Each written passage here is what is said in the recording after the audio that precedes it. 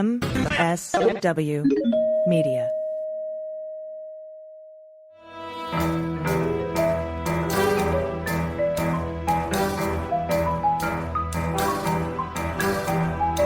The rule of law is not just some lawyer's turn of phrase.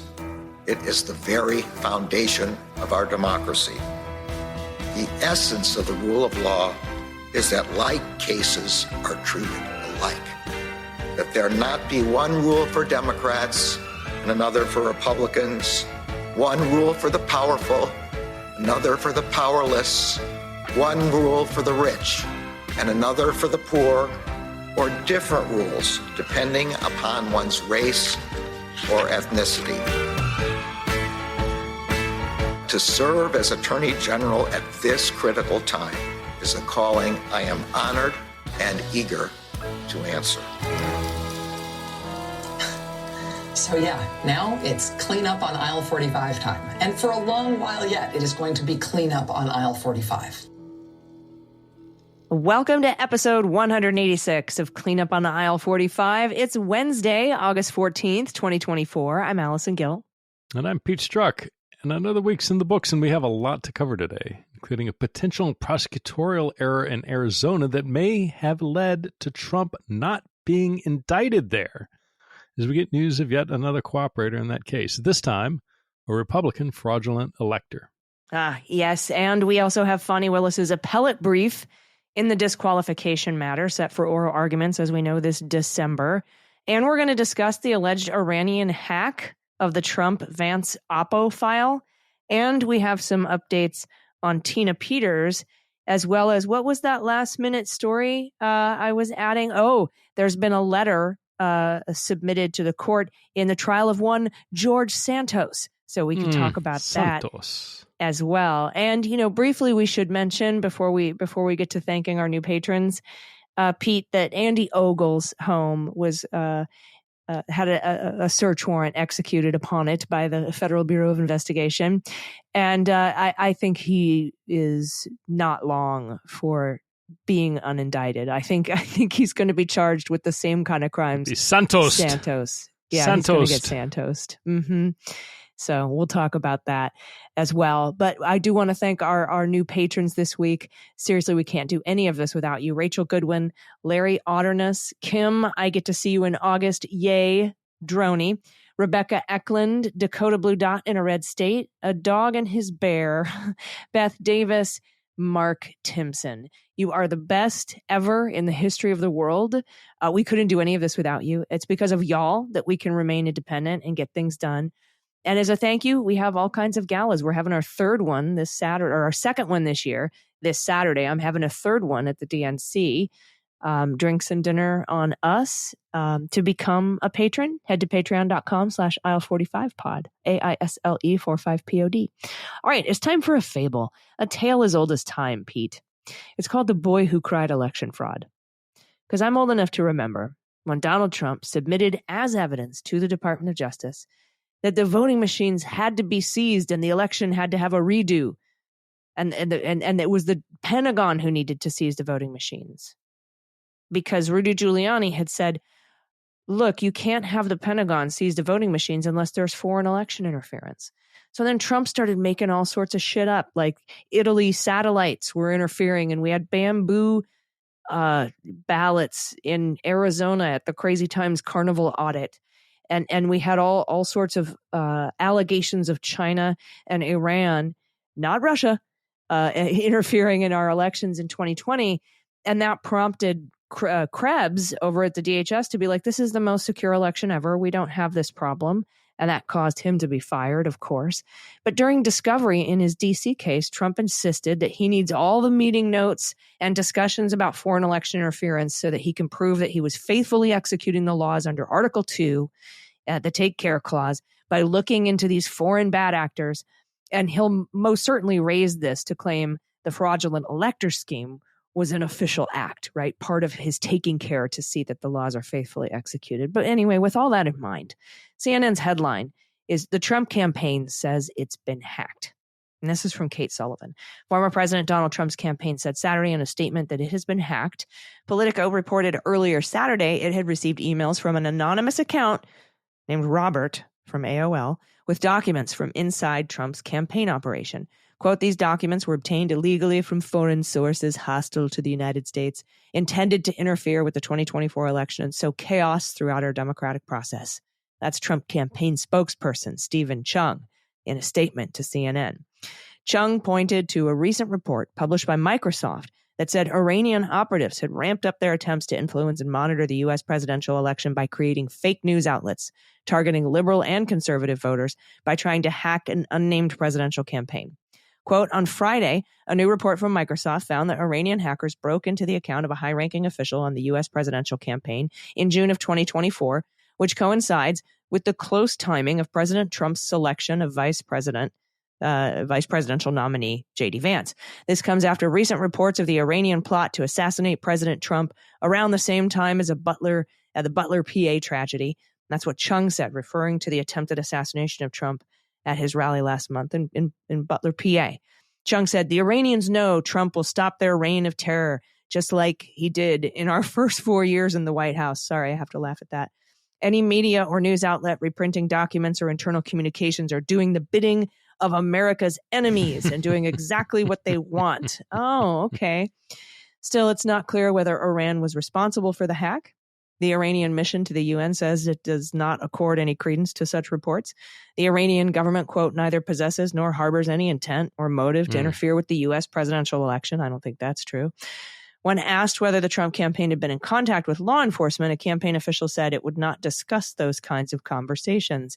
But Pete, something else actually coincides more closely with Microsoft's June reporting, doesn't it? Yeah, well, so it's interesting because the FBI hasn't confirmed the media reporting, but as we're taping this, Shane Harris. Well, they confirmed that they're investigating. They didn't confirm that Trump was hacked. Right. They said, and this is Shane Harris and some others at the Washington Post saying the FBI is investigating suspected hacking attempts by Iran targeting both a Trump associate and advisors to the Biden-Harris campaign, according to people familiar with the matter. As the agency formally acknowledged Monday, it had opened a high-stakes national security investigation months before Election Day. Then continuing, people familiar with the matter said the phishing attempt appears to have succeeded in compromising the communications of at least one person not formally connected to either campaign, Roger Stone, a longtime friend and advisor to Trump. I'm sorry. Yes, he not formally connected to either campaign. No, Roger Stone is essentially as connected as you can be to the Trump campaign. So not formally connected to either. No, come on. But it is particularly rich. Now, we don't know. What isn't in there is any confirmation from the FBI or anybody else in the U.S. government that this material that's been shopped around to both Politico and the Washington Post, which includes apparently J.D. Vance's sort of open source internal Oppo record, as well as allegedly some legal communications relating to Trump.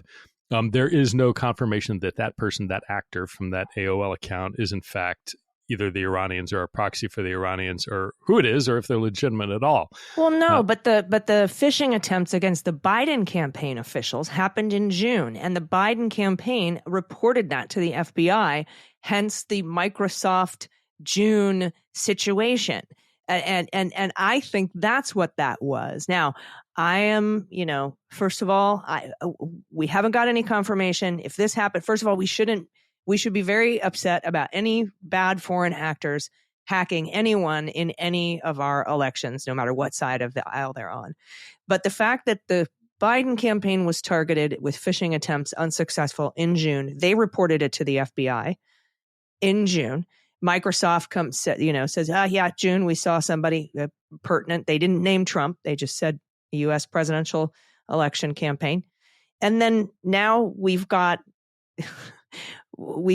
Roger Stone and Steve Chung saying we were hacked by the Iranians, and Microsoft's June reporting backs us up, and they got information. And no, we didn't tell the FBI.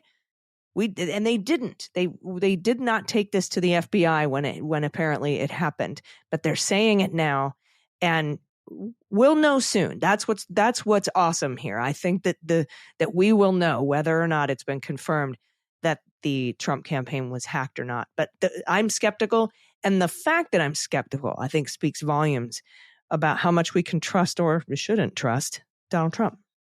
Yeah, and we should know soon. I mean, unless Trump is running his own email servers out of his own space rather than paying, a company to do it for him, that data is available to the FBI, and they can go to whoever it is that hosts it, whether it's Google or whatever company, and serve them a subpoena and get the records to be able to forensically try and track down who the actors were that broke into it. And of course, they've got, the might of the U.S. intel community, whether it's a CIA source, whether it's NSA collection, to try and figure out just what Iranian or any other actor was doing. So, this is all particularly rich, of course, because I have just indelibly imprinted in my mind Trump crowing and crowing and crowing how much he loves WikiLeaks, that Russia, if you're listening, I hope you find the missing emails, and Stone trying to work with Assange and WikiLeaks to get the emails and telling Mike Flynn to go ahead and find Hillary's missing emails. It was a nonstop flow of garbage from Trump's mouth about that it was all a hoax that Russia find did and anything. Weaponize Hillary's stolen email. But now Stephen Chung saying, oh, this is bad. Now, of course, the White House said on Saturday, as they should, condemned any attempt at foreign interference in American elections, and saying, as we've said many times, the Biden-Harris administration strongly condemns any foreign government or entity who attempts to interfere in our electoral process or seeks to undermine confidence in our democratic institutions, the U.S. National Security Council spokesperson said. Now, what wasn't available for comment was either Ron Johnson or any of the other morons on the Hill who are eagerly happy to take information, whether it's from Andrei Derkach or Rudy Giuliani or any other number of Russian cutouts, because the rules don't apply to them. No. Just cry more is what I have to say. But no, this is not okay. It is, unfortunately, I think, here to stay. We are not going to have elections ever again without, foreign meddling. And so we need to try and come up with rules for the road. And what the Democratic Party has been consistently willing to do is say, this is wrong. We're not going to engage in, trafficking any of this information.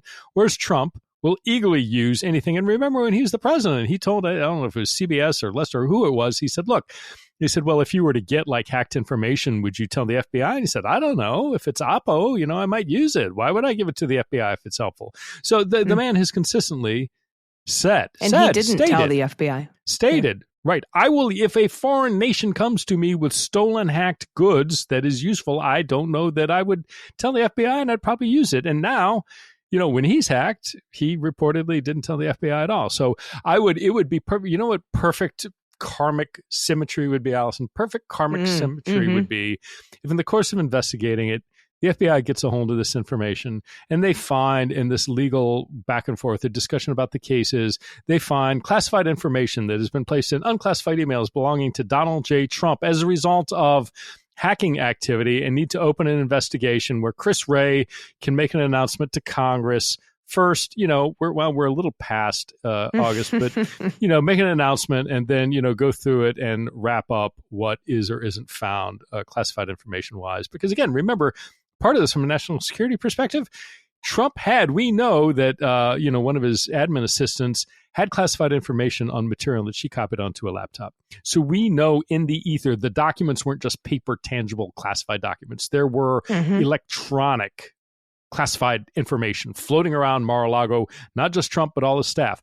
I am willing to bet you a case of wine, a goddamn case of beer, whatever wager you want, that there was other classified material that was uploaded or somehow placed in an electronic format somewhere in or around Trump and the disaster, the dumpster fire that is Mar-a-Lago. And if a foreign actor was able to get into this and gain access to people's accounts, it would not surprise me at all. It's probably just their emails, but what I would extra love is, I know we're into August now, too late for Christopher Wray to mirror 2016, but perhaps we would also need to get Roger Stone's computer to go through it and make sure that there's not a bunch of duplicate emails that were hacked. And maybe at that point, Chris Wray can go on television 11 days before the election and say that there's still an investigation into Donald Trump's emails. Well, I think that would be fun. We need Roger Stone to be texting his junk to a minor to get the complete the complete parallel, right? Or something like that. But,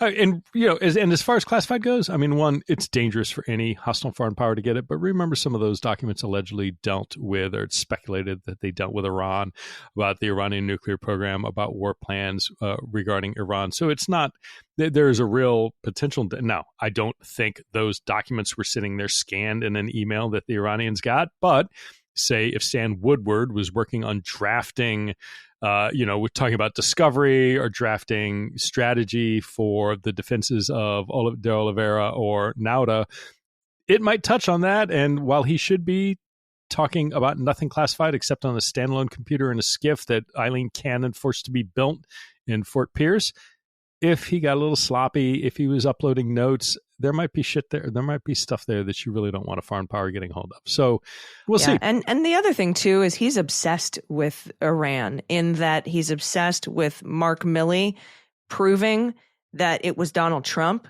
and not him that had that Iran policy. And that, that's the document he was waving around to the, reporter and the lady from the PAC. Saying from the super PAC, saying, look, here it is. I'm totally exonerated. Mark Milley, terrible man.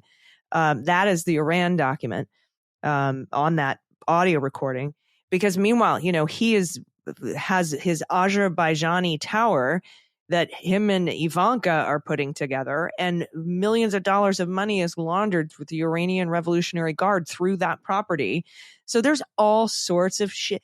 Like, he's obsessed with this. And so that is another factor that, I take into account when my brain goes, really? Was he hacked? Was he? So we'll see. But again, like I said, if he was, I'll eat the crow. I'll say that's terrible. Nobody should be hacking anybody. And everyone who's running for president should be safe and free from hacking. But boy, karma is real fun and interesting sometimes. Yeah, and it is weird, this guy, whoever the alleged, what's his name with the AOL account? Robert. Robert. So look, what's Robert's motivation? I mean, Robert has the material, right? So he either got it by hacking himself, or he was provided it by somebody who directly or indirectly hacked it.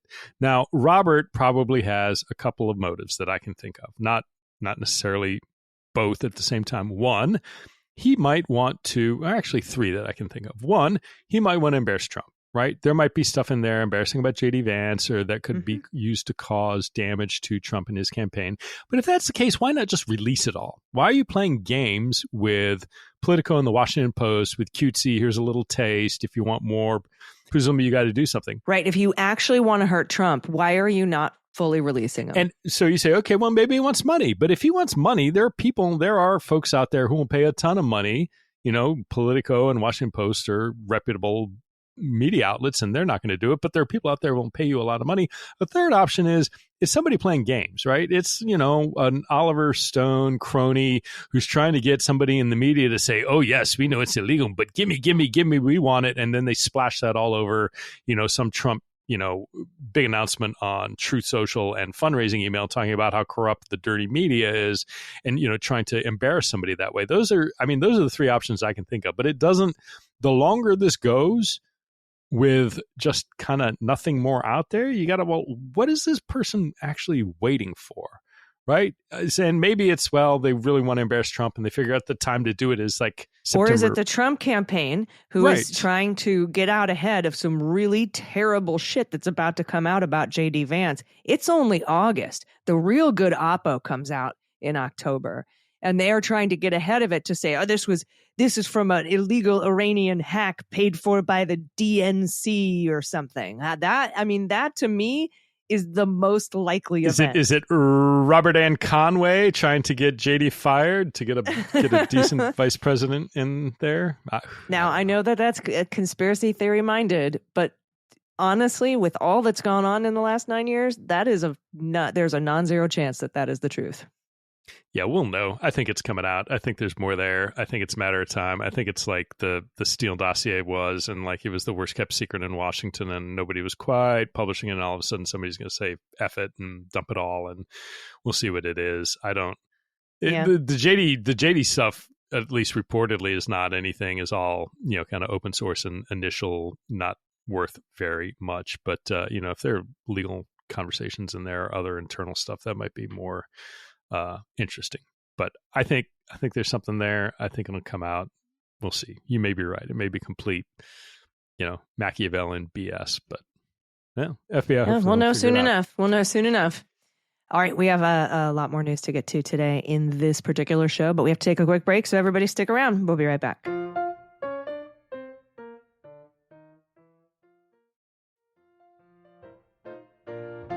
Hey, welcome back. We have more new patrons to thank, including Blue Texan, Lauren Cherub Brody, Lou, Susan Geisler, D. Cleary, Breathe, Becky, and Susan Lorimore. Thank all of you for your support. As you know, Allison, what you were saying, but just with amazing patrons like all of you all, you make this possible. You are key and critical partners in allowing us to bring you the news in a way that is not, minimizing things, that doesn't boast both sides, everything. And we couldn't do that without your support. So thank you. So with that, let's go over to Arizona and some actually, frankly, a little bit concerning reporting coming from the Associated Press, which says the Arizona grand jury that indicted 18 Republican supporters of Donald Trump, who falsely claimed he won the state in the 2020 election, wanted to consider also charging the former president, but prosecutors urged them not to, according to court documents filed this week. The court records filed by Democratic Attorney General Chris Mesa's office contained exchanges between prosecutors and the grand jurors who heard 18 days of testimony. As grand jurors were considering possible charges, a prosecutor asked them not to indict Trump, citing a U.S. Justice Department policy that limits the prosecution of someone for the same crime twice and making a PowerPoint presentation on that policy. The prosecutor, who isn't identified in the records, also didn't know whether authorities had all the evidence they would need to charge Trump at that time. Quote, "I know that may be disappointing to some of you," the prosecutor said. "I understand." Ultimately, the grand jury indicted 18 people on forgery, fraud, and conspiracy charges, including the 11 Republicans who submitted a document falsely claiming Trump had won Arizona, 5 lawyers connected to the former president, and 2 former Trump aides. Now, it goes on to say here, Pete, that although Trump wasn't charged in the Arizona case, the indictment refers to him, as we know, as unindicted co-conspirator. The former president is charged in federal cases, as brought by Jack Smith, with plotting to overturn the 2020 presidential election. Jason Lamb, a former prosecutor who now works as a criminal defense attorney in Phoenix, says that Chris Mesa's office isn't bound by Justice Department policy. Quote, "That was a choice rather than an obligation," said Lamb, of prosecutors asking grand jurors not to indict the former president. Lamb, who doesn't represent anyone charged in the case, said even if Trump had been indicted and Mesa's office didn't want to prosecute him, quote, "there would have been alternative means to dispose of the case rather than potentially infringe on the autonomy of the grand jury." And Pete, that's what I don't get about this, is that you let the grand jury do what they're going to do, and then you decide whether you're going to bring the case or not, right? I mean, I'm not familiar with the rules in Arizona, but this Lamb guy is saying that that's the way that it should have gone. The filing by Arizona prosecutors also revealed that they had asked grand jurors not to bring charges against a group of Republican state lawmakers for signing a document that urged then Vice President Mike Pence to accept the Arizona fake electors' forged electoral college certificates. When grand jurors inquired about charging the 22 sitting Republican lawmakers and 8 others who had won election but hadn't yet taken office, the prosecutor expressed caution when talking about proving an intent to defraud by all legislators who signed the document. Earlier this week, as we know, Jenna Ellis signed an agreement with Arizona prosecutors who will dismiss all 9 felony charges against her in exchange for her cooperation. She pled guilty in Georgia last year to a felony charge over efforts to overturn Trump's 2020 election loss in that state. And, today she tweeted, by the way, Pete, about about Joe Biden. Yeah, her and I go way back. About Joe Biden stepping aside. And she said, it was the coup. And I had to reply. I said, no, honey, that thing you pled guilty to and lost your law license over, that was a coup. Like, what is she even talking about? She can't help herself. None of them can help themselves. It's just the way it is. And, in addition to her, there's another new cooperator, Republican activist Lorraine Pellegrino, who signed the document falsely claiming Trump had won Arizona, became the first person to be convicted in the state's fake elector case. Prosecutors said she pleaded guilty to a misdemeanor charge of filing a false document. Now, the remaining defendants, who include New York City Mayor, America's Mayor, Rudy Giuliani, and Trump Presidential Chief of Staff Mark Meadows, have pled not guilty.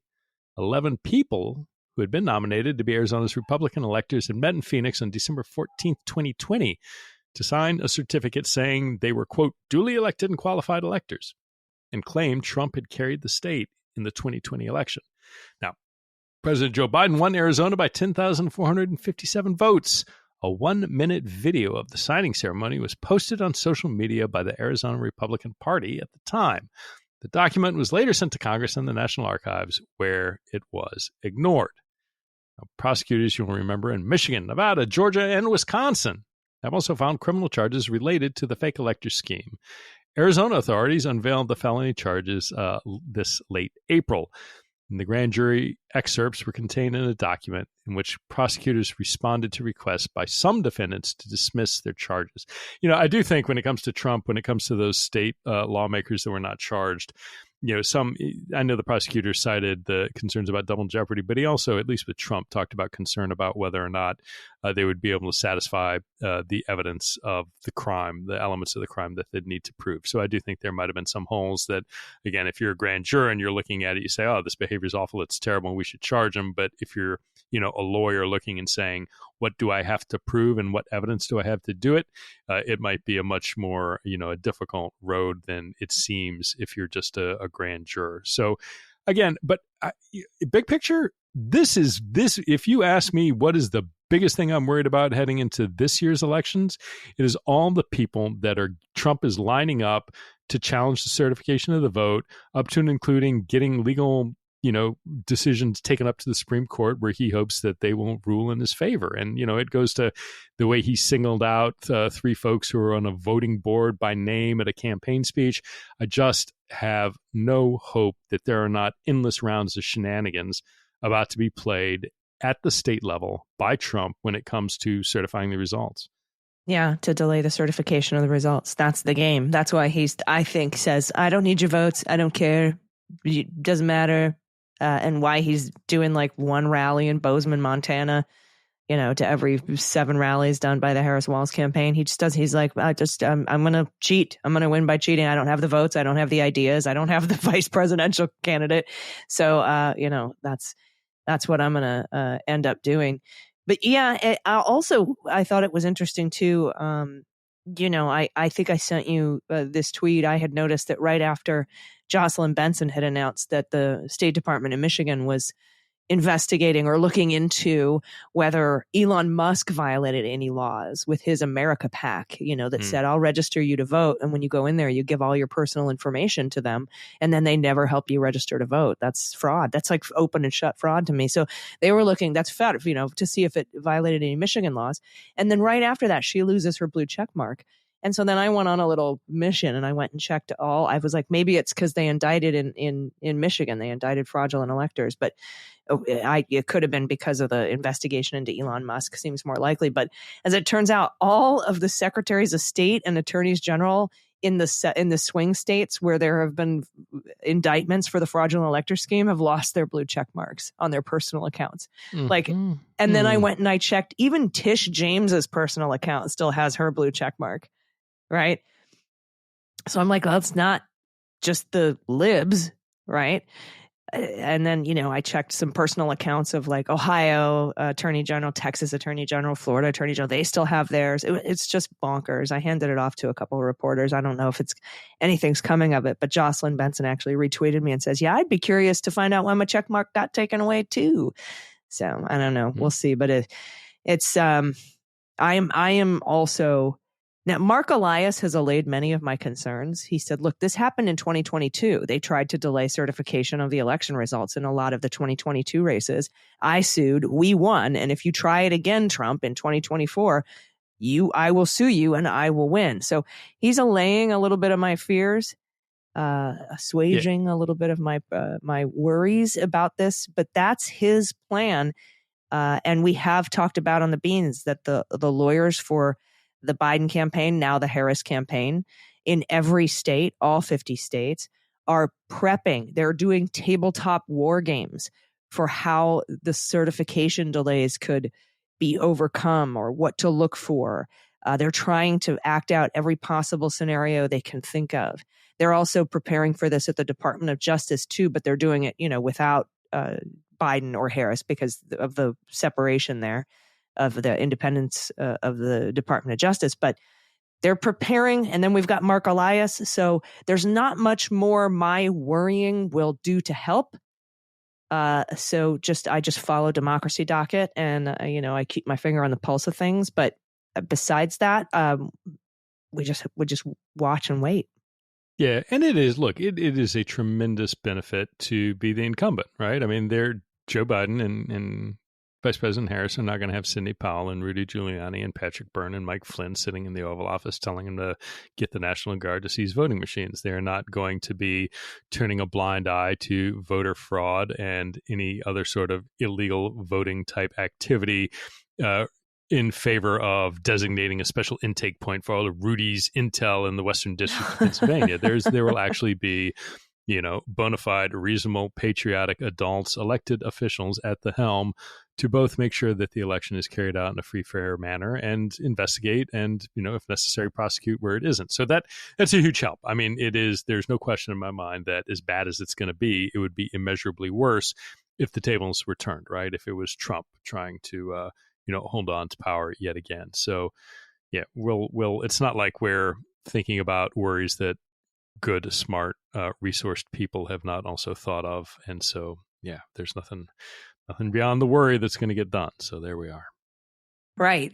Grant me the serenity to accept the things I cannot change, right? The best I can do is keep sharing that Mark Elias Democracy Docket link and making sure everybody supports him and his work because it's critical. So we appreciate him and we appreciate all y'all. So we're going to talk a little bit more about who else we appreciate, our patrons, and we have some more news, but we have to take one more quick break. So stick around. We'll be right back.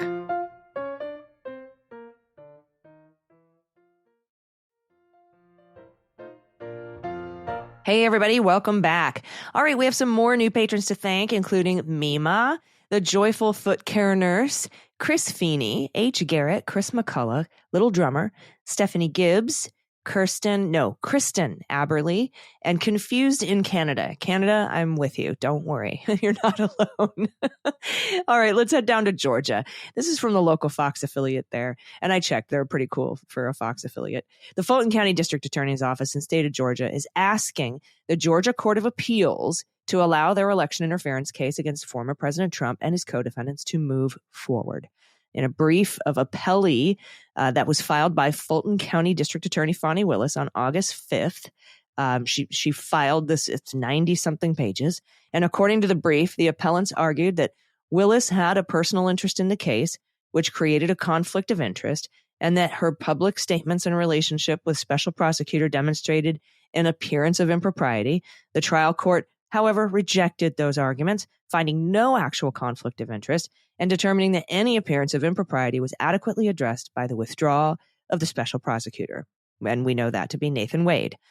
The brief from the state argues that the trial court acted within its discretion, emphasizing that the appellants failed to provide sufficient evidence of an actual conflict of interest or any improper personal gain by Willis.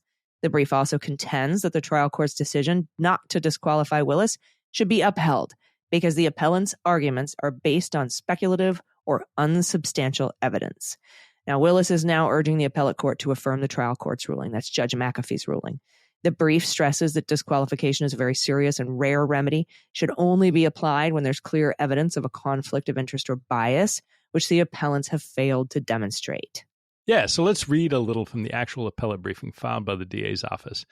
The appellants sought to disqualify District Attorney Fani T. Willis by persuading the trial court that she had engineered the present case, which involves issues of national importance and daily public scrutiny, as a scheme for her personal enrichment. They failed. After giving the appellants every opportunity to provide evidence and argument in support of their theory, the trial court decided that their central witness had provided no information of value and that their central theory did not add up. The court declared that the appellants had failed to demonstrate that the district attorney's conduct had negatively affected their rights or the case at all.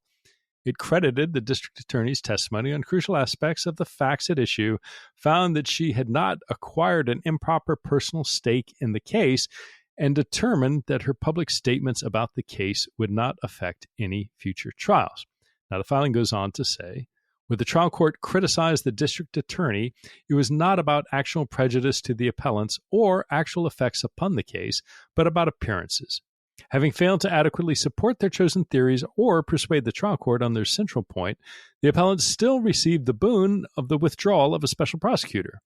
The trial court determined that although no true conflict of interest existed in this case, either the district attorney or the special prosecutor had to exit the case in order to correct the appearance of impropriety that it perceived. Unsatisfied, the appellants now seize upon the trial court's criticisms of the district attorney to distort its actual findings and overstate their case. They ask this court to second-guess the trial court's factual conclusions and apply standards of disqualification that no Georgia court has ever authorized or employed. Despite receiving an order from the trial court that goes out of its way to safeguard not just fairness, but the appearance of fairness, the appellants would have this court declare that the trial court should have shown less concern for the case's facts and circumstances and abandon its discretion rather than put it to use. Because they again failed to persuade, the state asks that this court affirm the trial court's order. So we're going to have to wait a little bit to find out where this all lands. It seems pretty clear to me that, Judge McAfee is a fairly thoughtful judge, at least watching his proceedings and reading his rulings. He is both intelligent and very fair, it seems. And I would hope that the appellate court will sustain his decisions. Yeah. And Pete, this is basically, almost an identical filing that she made to the appellate court when after the certificate of appeal was granted to dismiss the case outright before it's even heard by the appellate court. So there's nothing really new at all. I've read the entirety of this appellate brief, and there's nothing in it that we haven't heard as an argument from the DA's office before. There's no new evidence here, and there usually isn't in an appeals process, right? They're usually, at least for, on the federal level, they can only consider stuff that's already happened in the lower courts. I'm sure it's the same here. And so it's a lot of the exact same arguments that we've heard, we continue to hear. And I tend to agree, that she's basically saying, look, the trial court made a determination that there was no actual conflict. There was an appearance of impropriety, and to remedy that, one of you will have to step aside, which we did, and that ends it, right? I mean, that's kind of open and shut here. And so, as she said, to rely on the same original old complaints that the court has already said no to, therefore, that is why the appellate court should affirm here. I tend to agree, but yeah, like you said, it's going to be a while. Oral arguments for this aren't until December 5th. That's well after the election. So again, we'll keep an eye on it for you. We'll wait to see what Trump's response is to this briefing. I'm assuming it's going to be more of the same that we heard when they responded to her initial brief to the appellate court to get them to not take the case at all. But sometimes Trump likes to throw new shit in there when he's not supposed to. So if there is anything, we'll obviously let you know about it. Yeah, and just like Trump today he didn't file anything. He indicated that he was going to file a lawsuit under the Federal Tort Claims Act saying DOJ was horribly persecuting him with selective prosecution and targeting based on the Mar-a-Lago cases and everything else, which I think is utter nonsense. I would be surprised if he files anything whatsoever. And if he does choose to file something, I would not be surprised if, similar to the nearly $1 million in sanctions that he and Alina Habba had to pay down in Florida, that he would not be chasing a similar sort of, dare the court to sanction him for frivolous legal activity. But that's okay, Trump donors. Keep clicking that donate button so you can pay for lawyers to keep slinging this sort of crap against the wall and then pay the fines when they come, because that's a well-worn strategy of just nonstop law for the purpose of fundraising. Yeah. Yeah. And there's so many different things that are going to be going on now, Pete, after this election cycle. Mm-hmm. And I think that every little bit of it, every tiny bit of it that he will have to go through if he does not win this election is now more top of mind than ever because his campaign is crashing and burning. His way of avoiding to have to deal with any of this is the window is closing. Do you know what I mean? It's like it's getting smaller and smaller. And I do have a little bit of good news before we get to the third segment.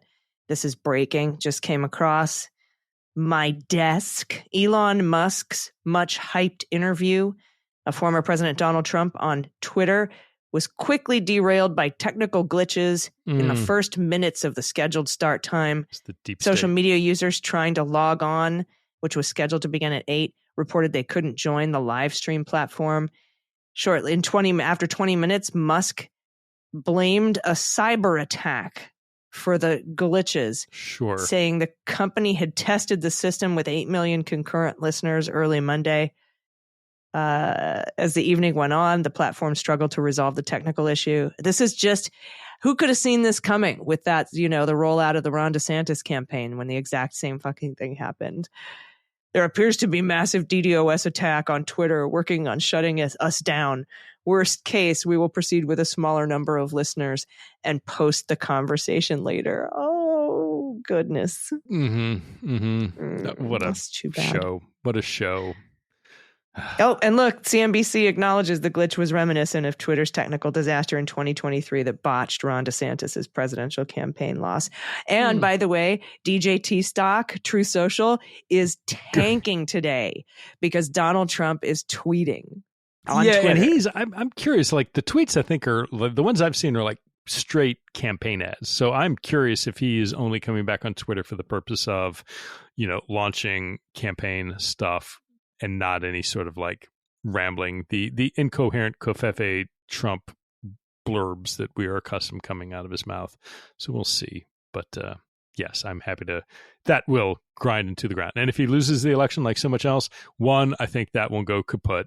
2, he, in face of these continuing prosecutions across the United States, will decamp overseas to one of his, properties or the one where he's licensing his name in Russia Dubai or Saudi Arabia or wherever it is, and just, it's play golf there and get a little Mar-a-Lago on the Arabian Sea and try and hold court with whoever. Yeah, might want to stop blaming Iran so much. He might need to move to Azerbaijan. It'd be pretty close to Iran. Yeah, it'll be pretty close. He may not want to do that. And frankly, when he loses, I suspect suddenly folks aren't going to be really willing to pay the membership fee to mix the $1 million membership at Mar-a-Lago. That suddenly, like everything else, will no, you can't give them away because just there's no draw. I mean, and I'm glad you mentioned, by the way, the DOJ lawsuit for the Mar-a-Lago execution of the search warrant. I reported that on the Beans yesterday. I could not stop laughing. I was like that lady in the TikTok trying to tell you about Rudy Giuliani at Total Landscaping. Like, I couldn't stop laughing because it's just the most ridiculous red meat for the base, dumbest thing I've ever seen in my life, especially considering how many times it's been thrown out by judges. So anyway, yes, fantastic. Indeed. We do have a couple of more cool stories, though, and we have to take one last quick break. So everybody stick around. We'll be right back.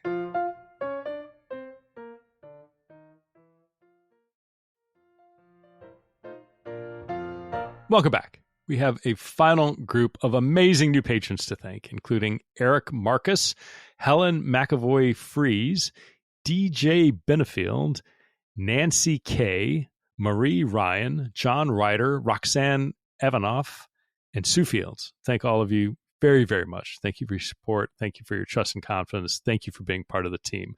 Now, just a couple more stories left. First, my favorite, your favorite. We have a new letter in the George Santos case. Oh. Begins, Dear Judge Siebert, the parties respectfully write in advance of the pretrial conference scheduled in this matter for August 13. Yesterday, as you're listening to it, 2024 at 10:30 a.m. to identify certain issues to address with the court at that time. Pretrial deadlines. On July 24, 2024, the court entered a pretrial scheduling order in which it, among other things, set a deadline for a joint proposed exhibit and witness list of August 26, 2024. Previously, on January 23, 2024, the court adopted a pretrial schedule requiring the parties to exchange exhibits and lists of witnesses by August 19, 2024. The parties seek to confirm the date by which they must exchange exhibits and lists of witnesses. Defense counsel has moved for the court to administer a juror questionnaire to prospective jurors, which the government opposes.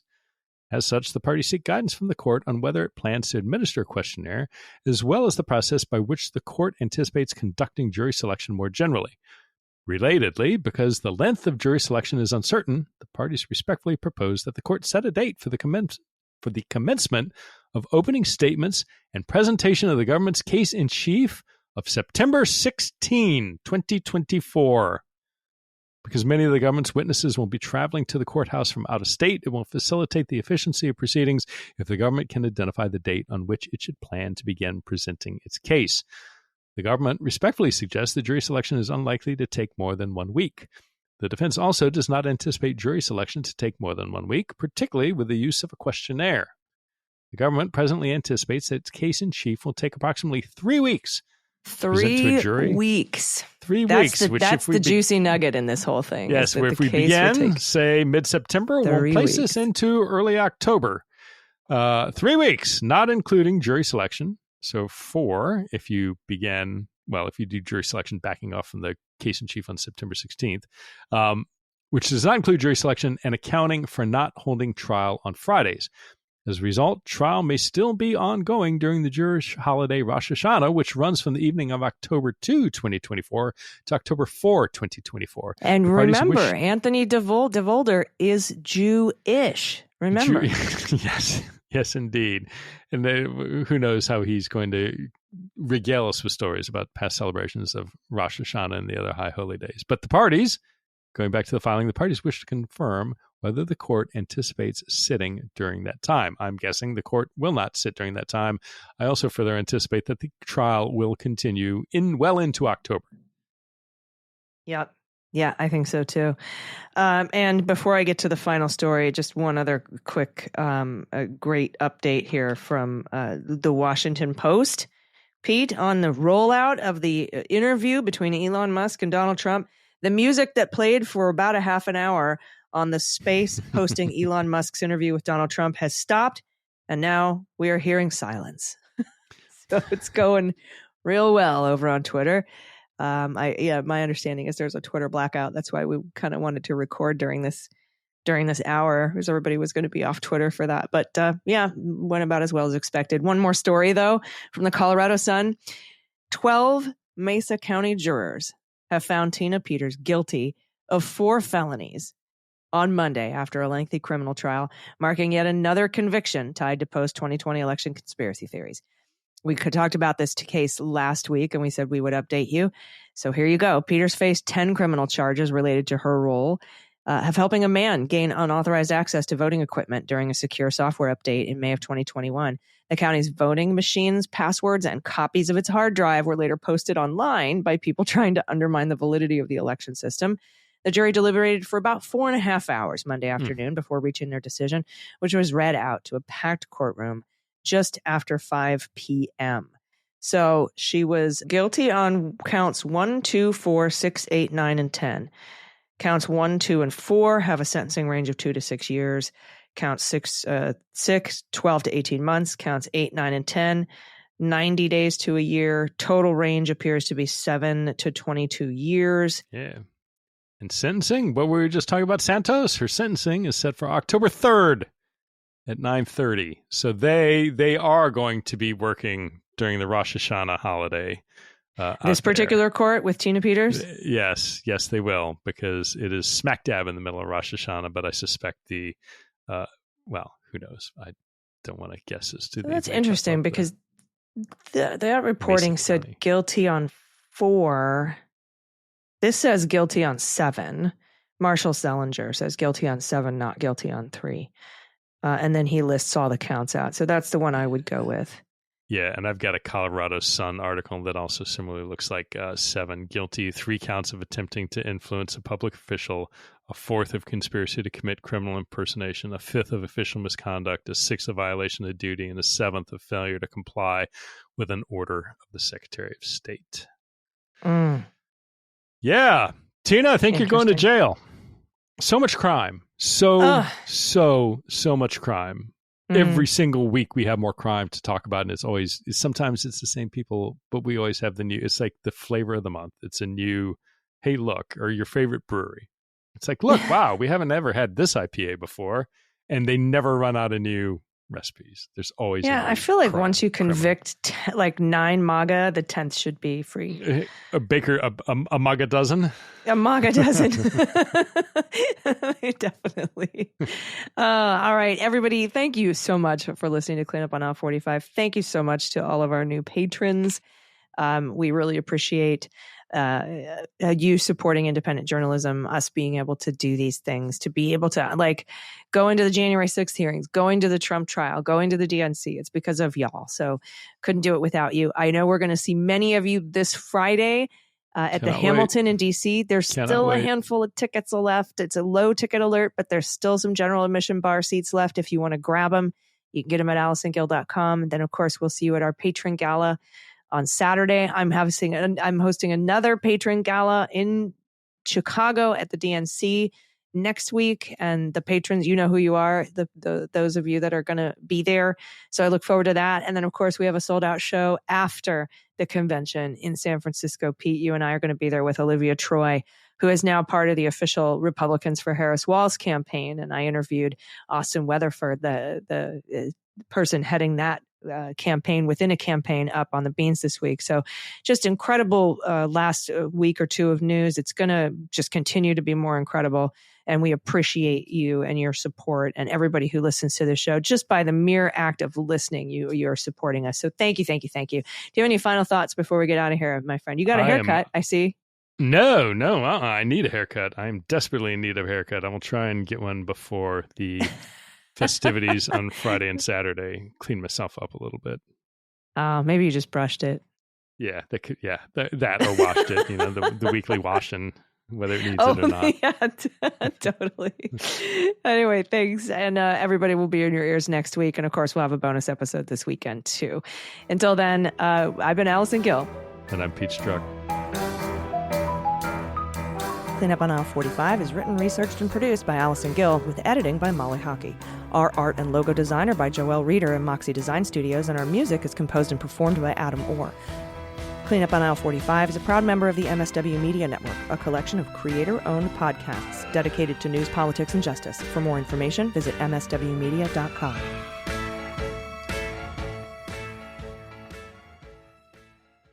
MSW Media.